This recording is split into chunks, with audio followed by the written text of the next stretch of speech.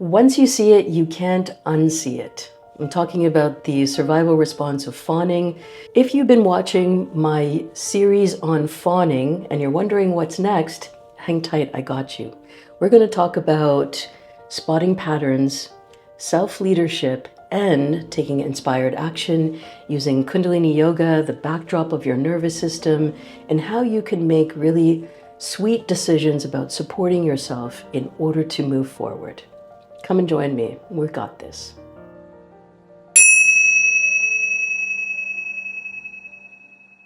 This video series is about moving from survival to self-trust. And before we dive in, my name is Salima. I'm a yoga therapist, and we've been talking about this fawn response and how it activates our nervous system, how we've been responding to it, what we've been doing as a result.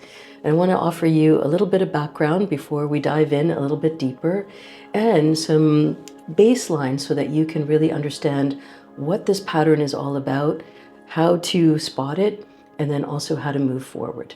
And I'm going to recap a little bit more about the fawn response for you here. If you want to see the full in-depth series, please go back to my YouTube playlist and take a look at that, because it's going to give you some real solid foundational grounding in what this work is all about so that you can move forward with us.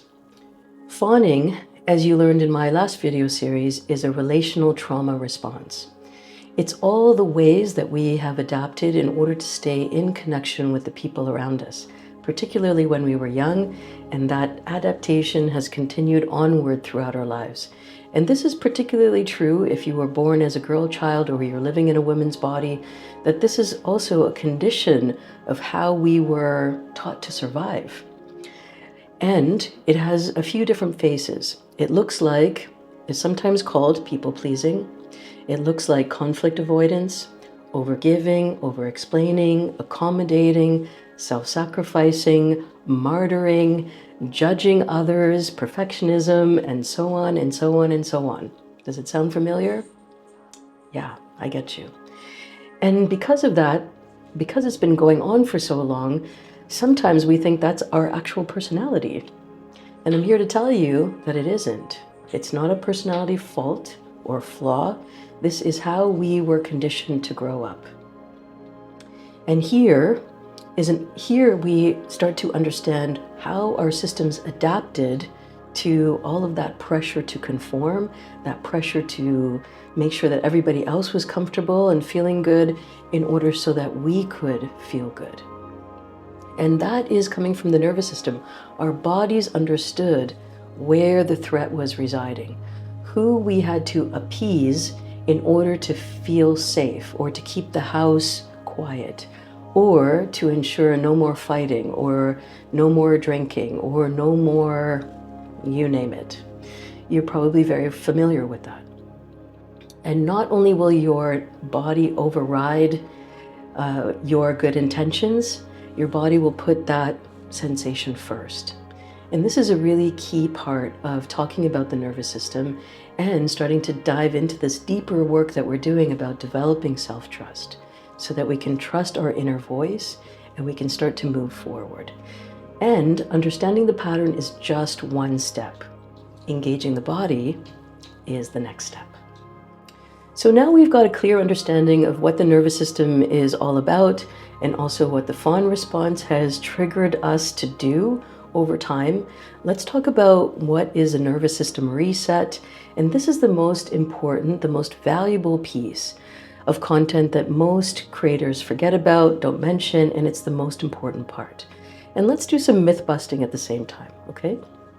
So first of all, a nervous system reset is not about being calm all the time. It is about being present, being here inside of your body at this particular moment. It's about being flexible, moving from state to state, being able to feel sad about something that you're looking at online, and then going and hugging your partner or your kids or your cat, and being able to move from state to state with some amount of flexibility. And the third part is coherence. What you're feeling in the moment relates to what's happening in the moment. And that is a sign of a nervous system that is well resourced and has the capacity to be responding to what life has to offer. That's how you know it's functioning well. And what we always want to be doing is offering resources so that our body can move emotions out, can clear the path so that we can have clear thinking. It is about creating new evidence for your body, evidence that it's safe to be yourself. And I'll say this again. It is about creating new evidence for your body, evidence that it is safe to be yourself. And so how do we do that? The work ahead is about slowing down. It's about taking a breath before you answer somebody's request. It's about creating some stillness so that you can actually sit with sensation, understand what is happening, what your body's trying to tell you, where there's intensity, where there might be pain, where there might be activation or the opposite, a numbing sensation. And then creating silence so that we can actually hear what the next step should be. And that's where Kundalini Yoga comes in. It is a remarkable practice because it uses breath, mantra, sound vibration, movement, and meditation together in order to create a safe foundation for your nervous system to start repatterning, to move stuck energy out, to draw in new information, and also to leave you in a place where you have consistency with yourself. It is brilliant. It has been 20 years of practice for me. Every day I learn more about myself through this practice, and I can genuinely offer you a safe space so that you can start to get to know yourself.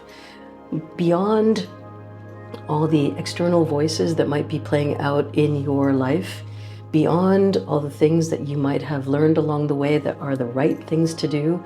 And this is an opportunity to return back to yourself.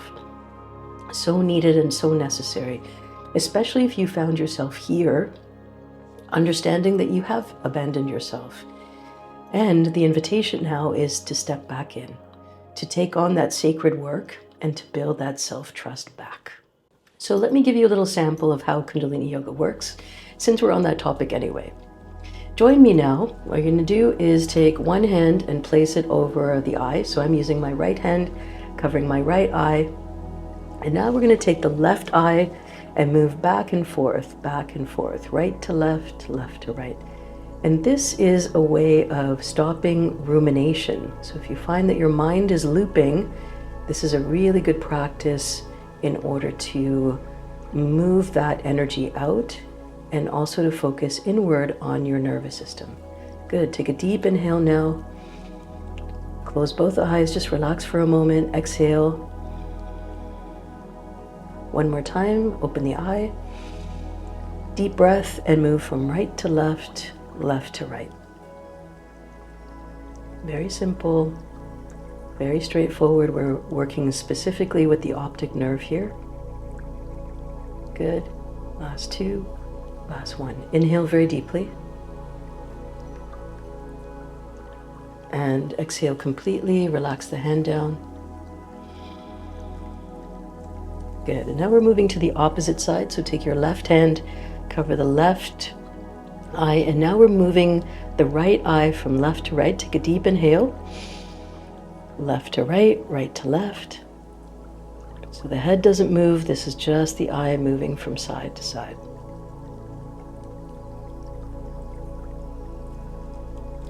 Three, two, one. Inhale very deeply.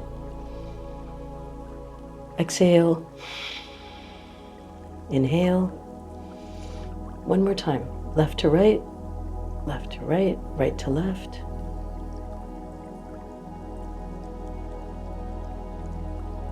And slowing it down.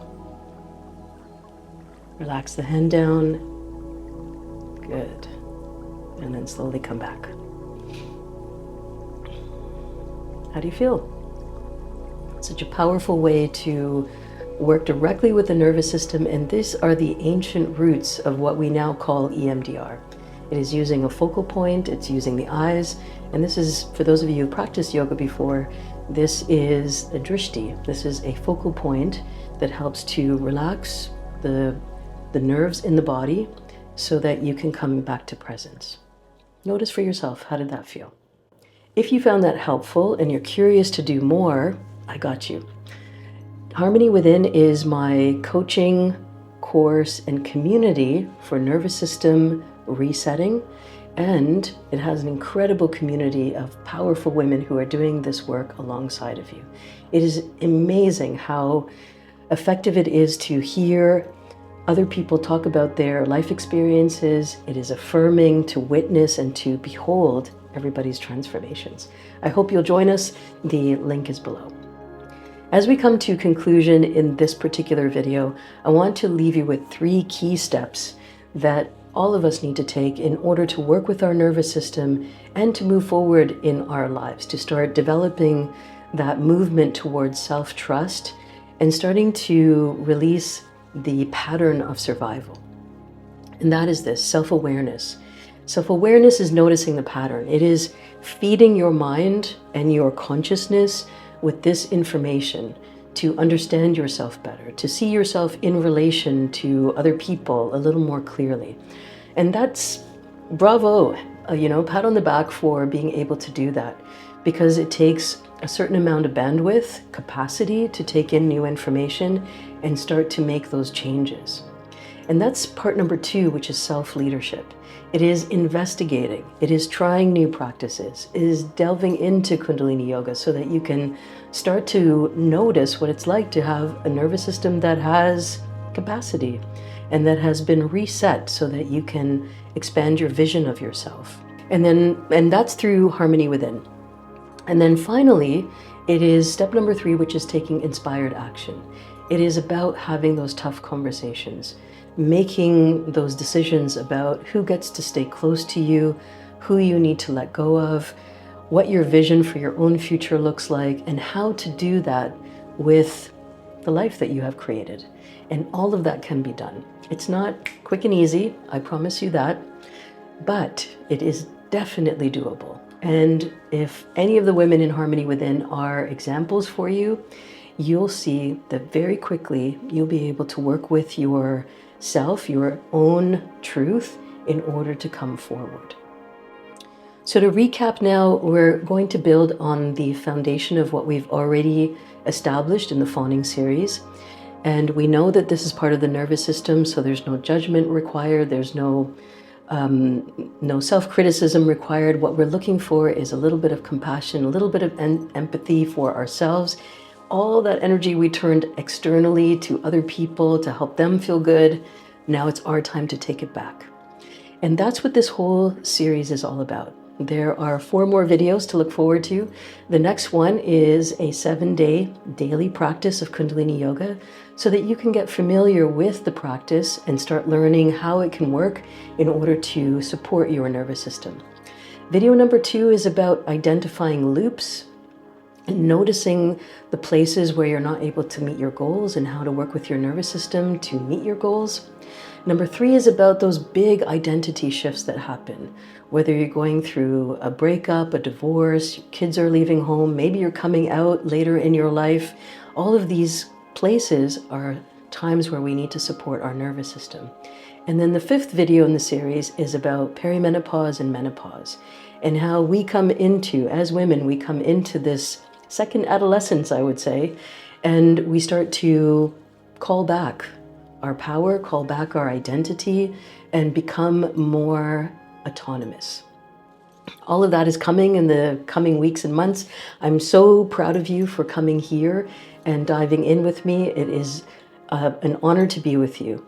If you found this video helpful, please share it with somebody in your network. And if you found it helpful, please comment below. Tell me which part stood out to you, where you're needing more information.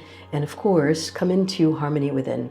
Join us for a course, a community, and coaching on your nervous system, on your identity, and where you are and where you want to go in your life.